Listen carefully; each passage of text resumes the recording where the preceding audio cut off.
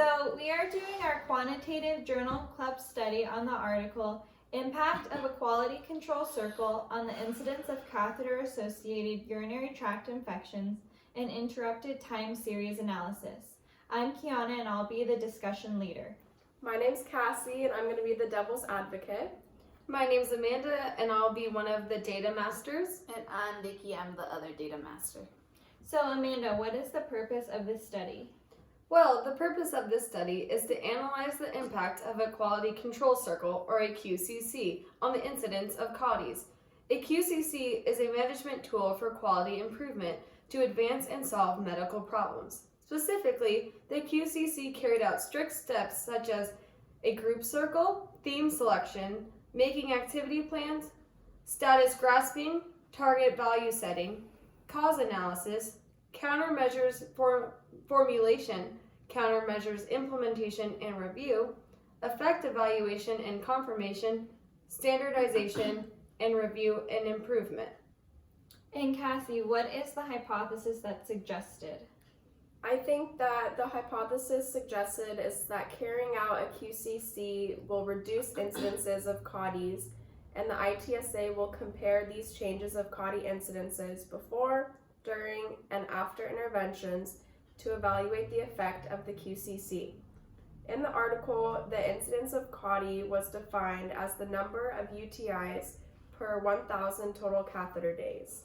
And what were the variables that were used? Some of the independent variables include hierarchy training, regular feedback, and the verification of CAUTI prevention measures. And the dependent variable was the overall incidence rates of CAUTIs.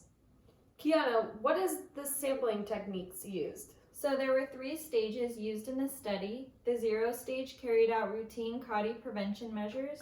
Stage 1 implemented interventions such as hierarchy training and regular feedback. At stage 2, the period after QCC activity, they performed routine measures, and changes of CAUTIs were then compared before, during, and after interventions.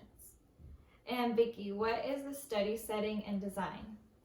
So the setting of the study was in a generalized tertiary hospital that had a total of 1,200 beds, 1,115 doctors, and 1,334 nurses in China.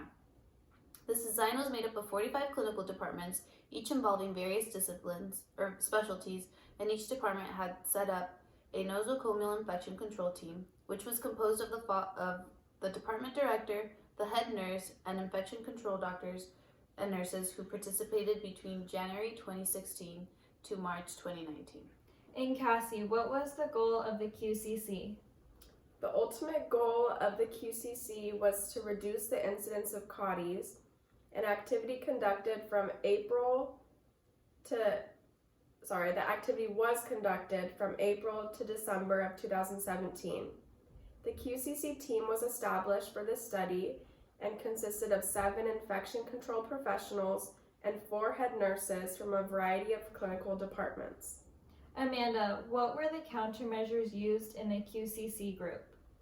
The countermeasures used were strengthening the knowledge of healthcare workers, or HCWS, for CAUTI prevention by hierarchy training, and 2, monitoring and feeding back the compliance rates of CAUTI prevention measures. During the implementation period of countermeasures, they held monthly QCC meetings to review the deficiencies in the process of implementation and use plan-to-do check-act cycles for continuous improvement. Vicky, what data was collected? The data collected was the following. The CUR, which is a catheter use ratio, and the incidence of CAUTI came from the nosocomial infection monitoring system of the hospital. This data included interface among other information systems such as hospital, laboratory, radiology, mobile nurse systems, and operating room anesthesia. When the clinicians find a CAUTI, they will report them to the infection control department through the system.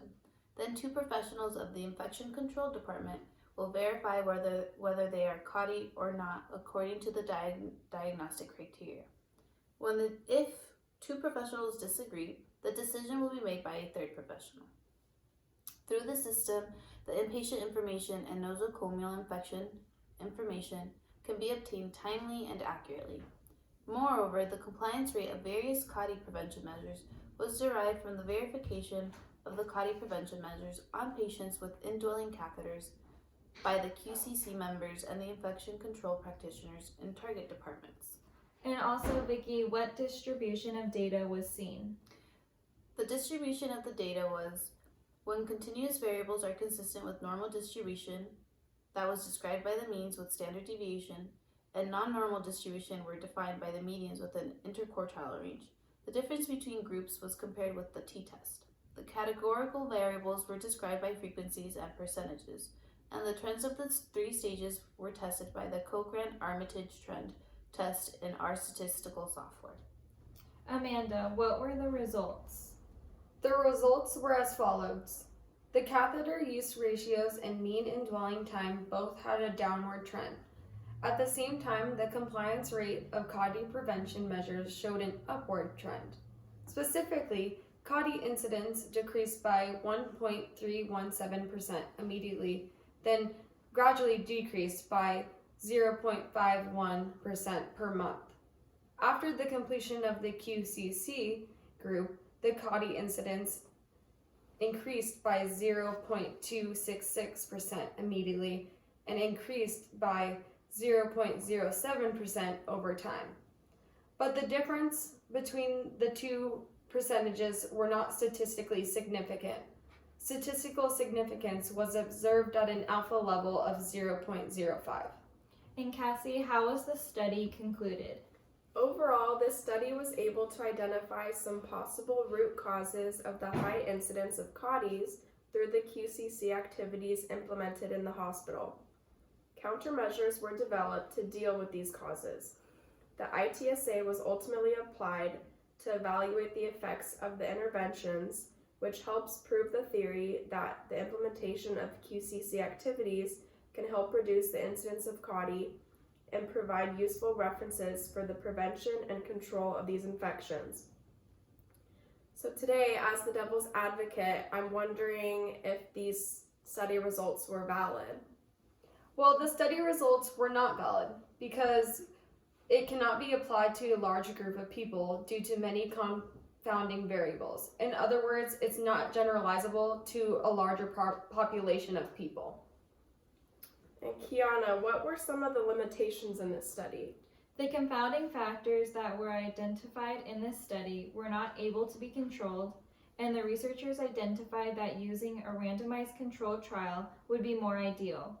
Also, it was not clear which specific intervention worked to reduce the incidence of CAUTI rates because they were all applied at the same time. Okay, so that concludes our journal club. Yay. I didn't start it right.